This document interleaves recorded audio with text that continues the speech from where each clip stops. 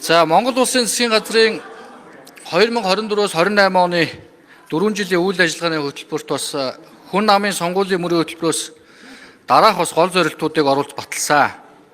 За үүнд эдийн засаг дэх хувийн хвшлийн оролцоог нэмэгдүүлэх, эдийн засаг дэх төрийн оролцоог үүгээр хязгаарлаж, эдийн засгийг илүү либералчлах, за мөн боловсролын салбарын чанар хүртээмжийг нэмэгдүүлэх, тэр тусмаа багш ажилтнуудын үнэлэмж, нэмгийн баталгааг сайжруулах, эрчим хүчний хараат байдлаас гарч дотооддоо эрчим хүчийг бүрэн хангаж, за цаашлаад ногоон эрчим хүчийг экспортлох, за мөн эдгээр гол зорилтуудыг бас засгийн газрын 4 жилийн үйл ажиллагааны хөтөлбөрт оруулсан.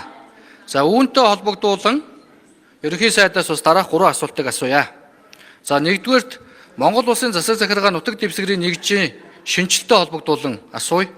За Монгол Улсын дотоодын нийт бүтээгдэхүүн сүүлийн 20 жилд 10 дахин, улсын төсвийн хөрөнгө оруулалт 10 жилд 8 дахин нэмэгдсэн ч өнөөдөр Монгол Улсын эдийн засаг уул уурхай нүүрснээс хамааралтай хэвээр байгаа. За энэ бол нэг талдаа төсвийн хөрөнгө оруулалт бас оновчгүй үр ашиггүй явж ирсний бас нотлохоо. Иймээс төсвийн төсөл тусгагдж орж ирдэг тоо дүнд биш, цаад агуулгад нь анхаарах буюу засаг захиргаа төрийн бүтэц зохион байгуулалтын схемийг шинжилэн зохион байгуулах, орчин үеийн хөгжилтөөгөө хөл нийлүүлэн шинжлэх, реформ хийх юм зайлшгүй шаардлагатай байна. Тэгэхээр 21-р зууны орчин үеийн Монгол Улсын сумын төв ямар бүтэц зохион байгуулалттай байх, түүнд зохицсон ямар дэд бүтцэд төрийн алба, эрүүл мэнд, боловсролын үйлчлэгээтэй байх вэ? Энэ яг ямар зохион байгуулалттай байх? Ер нь манай эдийн засгийн бүтцийн тогтолцоонд эдийн засгийн газруудтэйгээ уялдаад мал аж ахуйн бүтээгдэхүүний үйлдвэрлэлийг анхан шатны боловсруулалт хийдэг, боловсруулдаг, өөрөлдвөл бүх сумын төвд нийгэм эдийн засгийн зохицбор байсан бэл. Өөрөлд корпорацийн шин чанартай нийтлэг гэдэг байгууллага бүх барилгууд бүх сумыг өөрөө барьсан. Энэ бол анхдугаар 5 жилийн төлгөөнөөс ахуулаад тэр 5 жилийн төлгөөтэй явж байгаа үед ингээд өөрөө санхүүжүүлж явдаг илүү зах зээлийн систем социализм байсан байгаа сум дээр. Гэтэл одоо болохоор бүгдийн дээрээс нь хойролдог ийм систем болцсон, өөрөөрийгөө бие даасан нэгж биш. Ерөөсөө улсын төсвийн хөрөнгө оруулалтаар сумын дэд бүтэц, зам мэдээж зам хөрөнгө оруулалтын асуудал бол асар их хөрөнгө шаардна. Монгол улс бол дэлхийд хүн ам хамгийн сэрэг суурьсан нутаг. Дэлхийд газар нутгийн хэмжээгээр 17-т хүн амын тоогоор 3.5 сая хүнтэй ийм улс. Ийм учраас энэ засаг захиргааны бүтцийн онцлогийн хувьд ийм таруу байрсан хүн амын нягтршил багтаа 21,330 сумын дэд бүтцийг замаар хөрөнгө оруулалтаар хангад нэлээд урт хугацаа шаардна. Мянганы замаас ахуулаад өөрчлөлт гарч иж энэ аялал жуулчлал дагаж өгчих ёстой, зохис бодлого болгож өгчих ёстой. Тэгэхээр нэг хүнд оногдох хөрөнгө оруулалтын хэрэгцээ шаардлага тооцож үзэх юм бол сум тэгж хөрөнгө оруулалтын өргөөжийг том суурин газрууд эдийн засаг, аялал жуулчлал, хөдөө аж ахуйн эдийн засгийн бүтцтэйгээ уялдуулах ёстой. Ийм учраас энэ бүсчилсэн хөгжлийн бодлогыг бид бас тууштай хэрэгжүүлж бүсийн төвүүдэд хөгжүүлэх хамгийн гол нь хот тосгоны эрх зүйн байдлыг бий болгож бүх аймагуд хот сумын төвд тосгон болж өгч ёстой байна. Ингэжээж энэ иргэдийн амьдрах орчин сайжиж Улаанбаатарын төвлөрөл саарна. Ийм учраас хөгжиж байгаа орнуудын хувьд төсвийн хөрөнгө оруулалт нийтдээ 4-8% байдаг дотоодын нийт бүтээгдэхүүний За би саяны эхний асуулттай холбоотой маш тодруулаад лавлаад асуумаар байна. Ер нь сүүлийн 100 жил бараг өөрчлөгдөөгүй энэ тогтолцоог буюу цаг үеийн нийгмийн шаардлага хөгжлөөр хоцроод байгаа энэ засаг захиргааны нэгж, нутаг дэвсгэрийн нэгжийн шинжилгээг хизээ ирэх яаж хийх вэ? Та энэ дээр ямар байр суурьтай байгаа?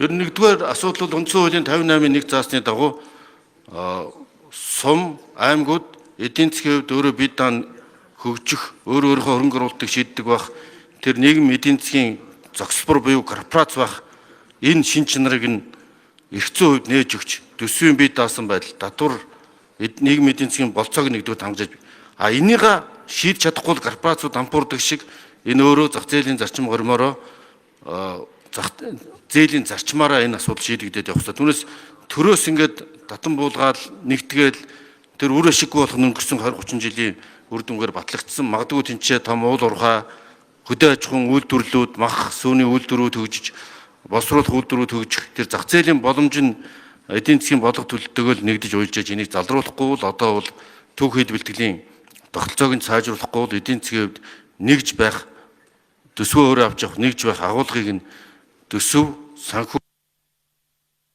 төрийн албаны шинжилттэй холбоотой асууя. За төрийн албаны шинжил хийхин тулд өнөөдрийн төрийн албаны тухай хуулийг бол задлах шаардлагатай гэж хүн намын бас зөвлөлөөс үзэж байгаа. За тэгээд төрийн захиргаа, төрийн үйлчлэгээ, төрийн тусгай, улс төрийн албан агчдыг нэг хуулиар зохицуулснаар энэ шинжил хийхэд бас гол гацаа хүчин зүйл болоод байгаа. Тэгэхээр одоо бол төрийн албанд 220 гаруй мянган хүн ажиллаж байна. Энэ өөрөө төсөвдөр бас том урсгал зардал, том ачаал болдог. Тэгэхээр энийг цалин хөлсний шинжил хийж, үр ашигтай, бүтээмжтэй, цонхон бүтцтэй болгохоор энэ хуулиараа баригдчихдаг. За үүн дээр нэмээд мөн төрийн албаны зөвлөл гэж байгууллага байгаа. Энэ бол төрийн албаны төрийн байгууллагын дотоод үйл ажиллагаанд хэд туталдж байгаа. Тиймээс энэ төрийн албаны тухай хуулиар төрийн албаны зөвлөлийн үйл ажиллагааг төрийн захиргааны албаар хязгаарлах шаардлагатай харагдаж байгаа.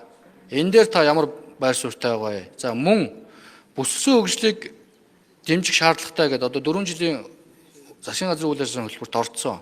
Тэгэхээр өнөөдөр орон нутгийн нөхцөлд яг төрийн албан агчдыг орон нутгийн онцлог тохируулан шалгаруулж авах гэхээр бас хуулиндаа баригддаг.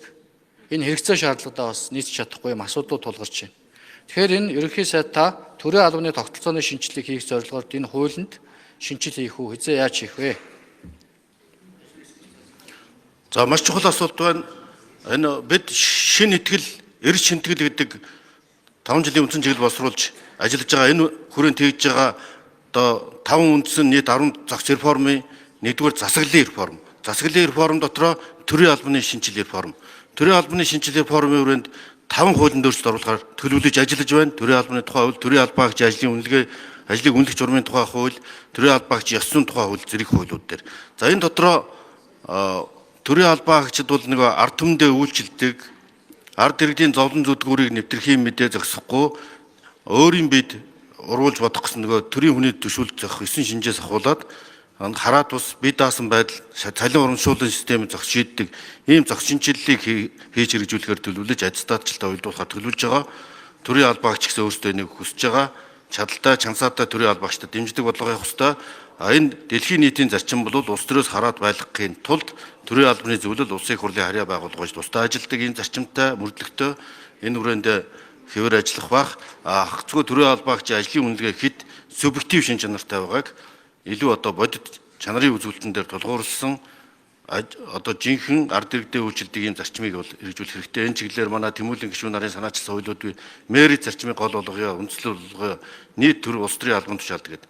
Энэ зохицол реформын хүрээнд төрийн албаны шинжилгээний багц хуулиуд улсын их хурлд өргөн баригдана. Төрийн албаны шинжилгээ ажлын хэсгийг манай засгийн газрын эрхлэх газрын дарга Бямцагтаар ахлуулсан ажлын хэсэг ахлаж ажиллаж байгаа.